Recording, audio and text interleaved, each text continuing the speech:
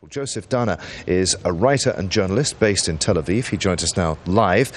Joseph, a summer of economic discontent in Israel. What is it exactly, though, that people are protesting about? It's not just the high cost of living, and yet they don't appear to have clearly defined objectives.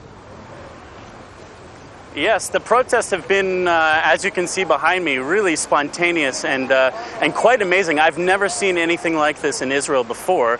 And they started because of economic reasons, but they've been using the slogan that the nation, the people, want social justice. Although it's absolutely not clear what social justice means.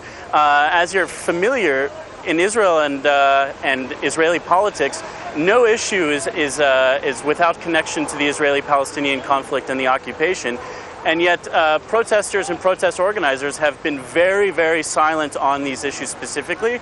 And in fact, they've said that they do not want to discuss political issues such as those relating to the Palestinians. Is that because now is not the right time to do so? They want to allow these protests to grow organically, and they may well tackle the issue of inequality for all those living under Israeli control later?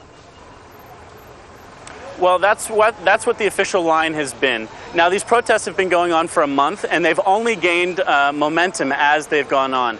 Right now, there's something like 85% of the Israeli public is in support of these demonstrations, and yet they still maintain the line that they are apolitical, meaning that they refuse to discuss issues of the occupation.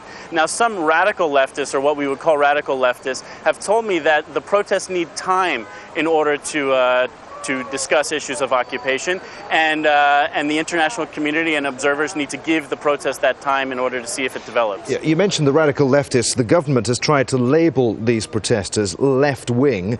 Are they, and why, as far as the government is concerned, is an accusation of being left-wing such a slur?